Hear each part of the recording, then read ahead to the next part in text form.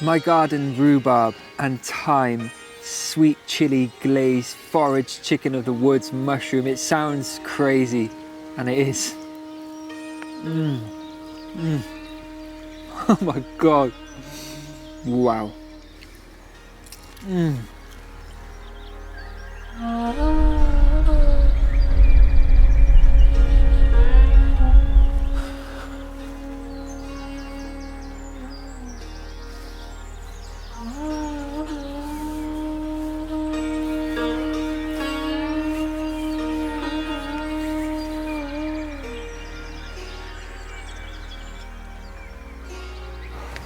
Oh yeah, there's a perfect cluster up there.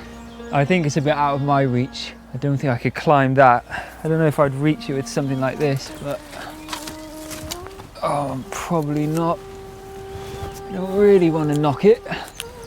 Oh no, I'm just a bit short. I would try and climb it, but I don't know if it's worth the risk. We've got to weigh up the risk to rewards, and I think this is a bit out of my climbing depth, but it is the perfect cluster. Well, we'll just get these lower down small clusters. These are a lot easier to access, and they're still really nice and fresh.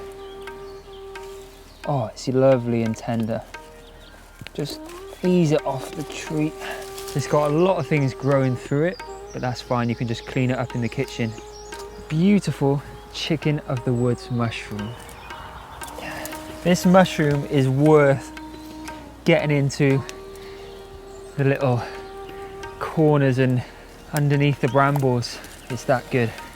Wow, look at that. I feel like I've struck gold.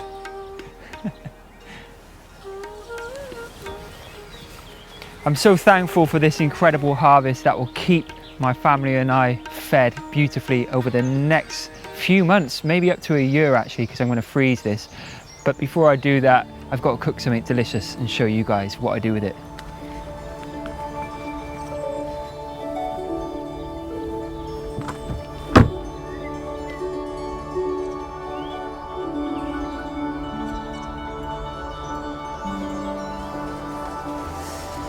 Oh, this is true richness for me. Just having the knowledge that I never had before to search for mushrooms, find them, is amazing. I'm so grateful because I grew up in cities. I'm not used to this. This is so out of the ordinary, but now to know it and understand it and be intertwined with the seasons and knowing when certain mushrooms are coming out, I'm very grateful for that knowledge. It's just relearning the ancient wisdoms, I believe.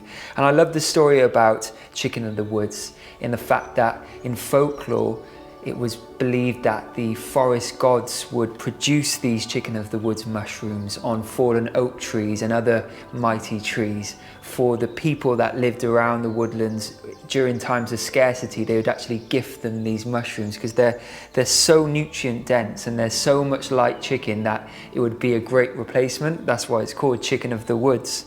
It's an amazing mushroom, and this little haul here will feed us now for the next few months, because what I will do is poach this and freeze it, and we'll just access it whenever we want.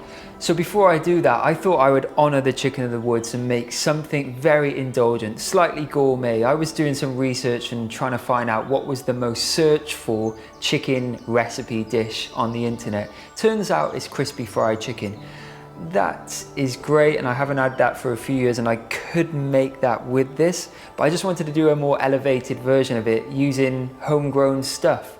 Seeing as this is forage, I got to do this justice. So I thought I'd do crispy fried chicken, but then make the most amazing glaze using my garden rhubarb. So this is going to be my garden rhubarb and sweet chili glazed crispy fried chicken of the woods. I'm going to serve it with some braised beans as well and a few herbs from the garden. It's going to be magnificent.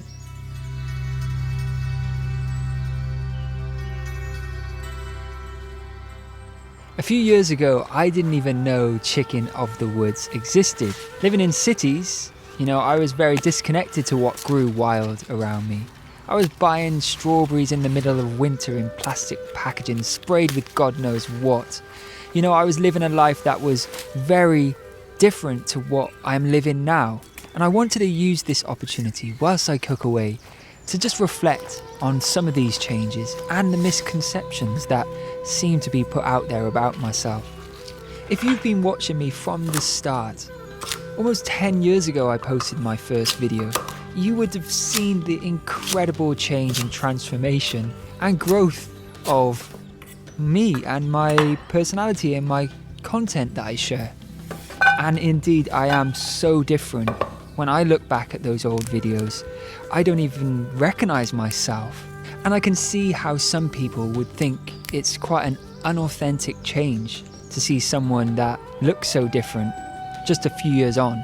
I'm so grateful for the support and everyone that's watched my videos over the last 10 years.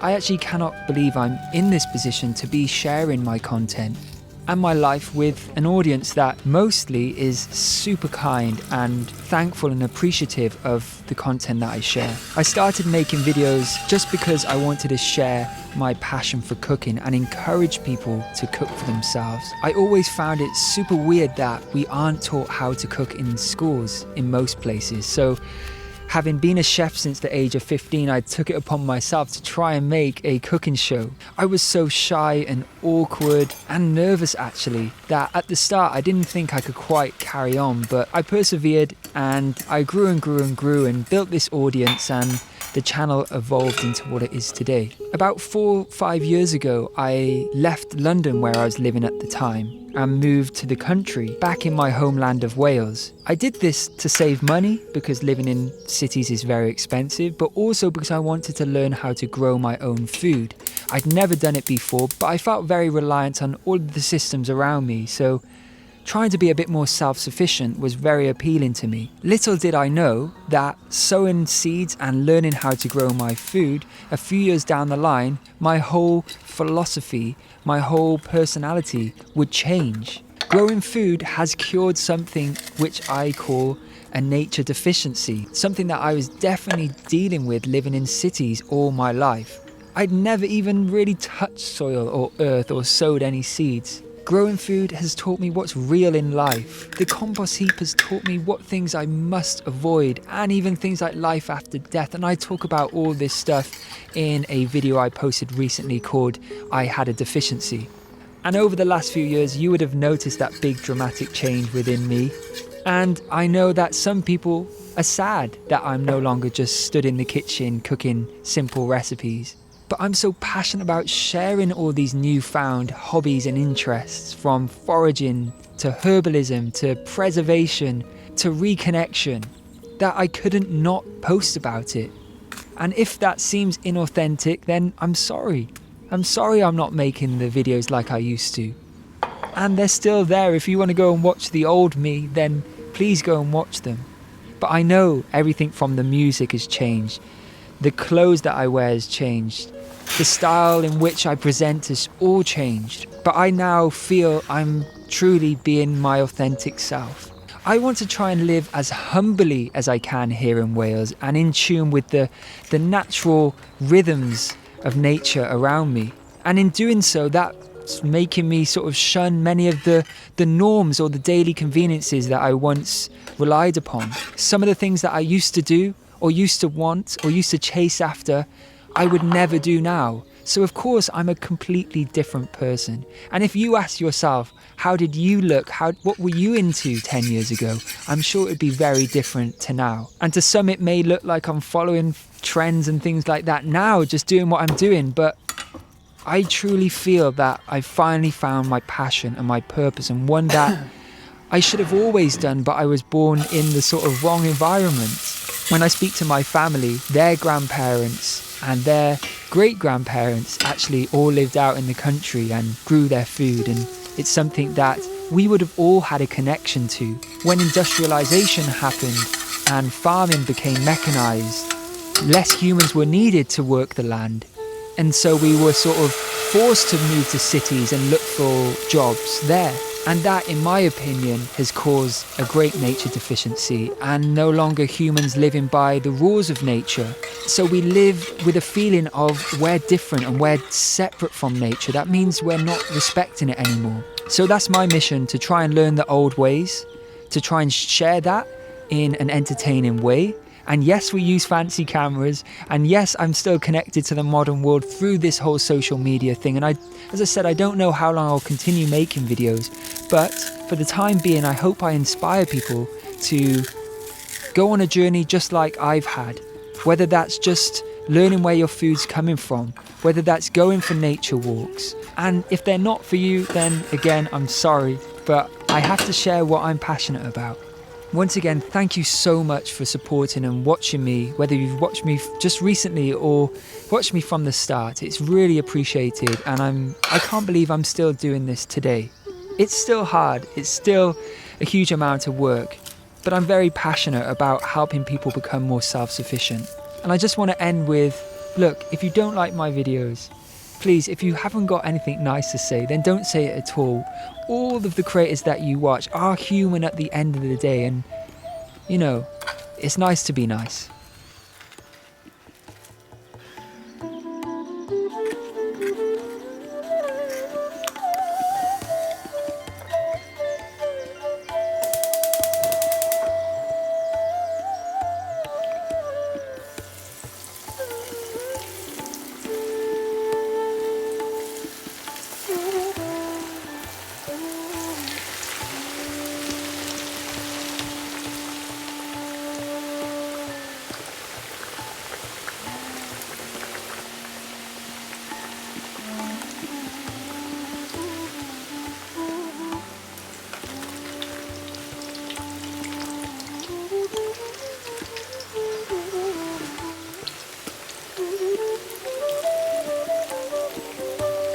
Oh, yes, I am overjoyed at these.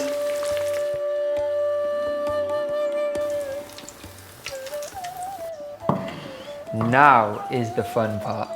We're gonna glaze these up in that rhubarb and thyme sweet chili sauce. But before we do it, I gotta pick some herbs just to garnish this dish. I'll pick some beautiful leaves and flowers from the garden. Some chive flower and some thyme. Oh, yes.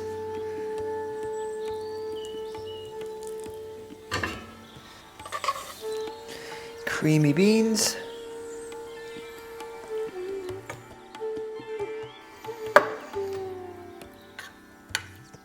And now I'm going to toss these mushrooms in that sauce. This is the exciting bit.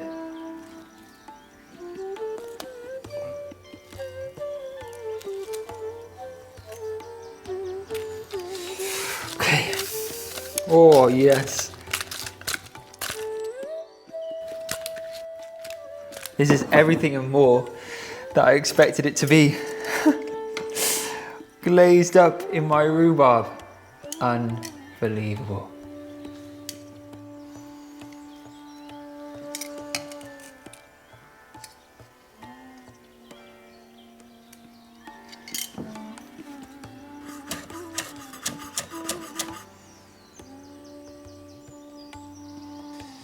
Bit of thyme.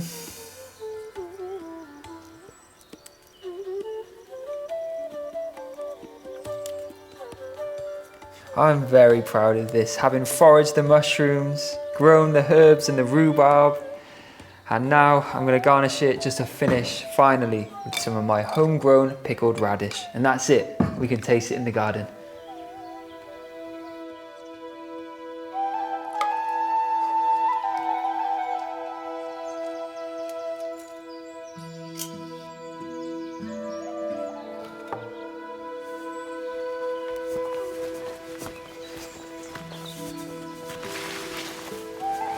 Oh. Wow guys, I am blown away. This recipe just popped into my head last night because I was thinking, how can I put my stamp on the classic fried chicken, the glazed one. So using my rhubarb, I'm really happy that popped into my head. But it's such a versatile ingredient because it can be used for sweet and savoury dishes. They're not both for me, one of those is for cameraman Tom. But first, I got to give this a taste myself. Here it goes.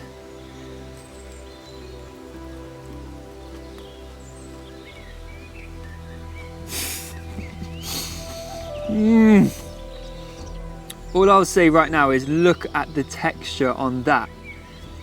This is definitely a gift from the forest gods because how does nature produce a mushroom that literally, look at that guys, you know, I'm not even gonna say it looks like chicken, just look for yourselves.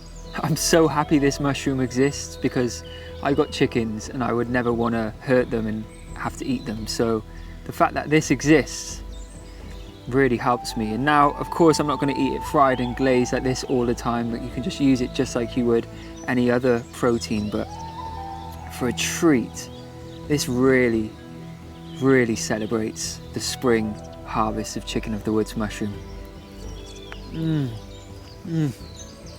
Oh my God. Wow.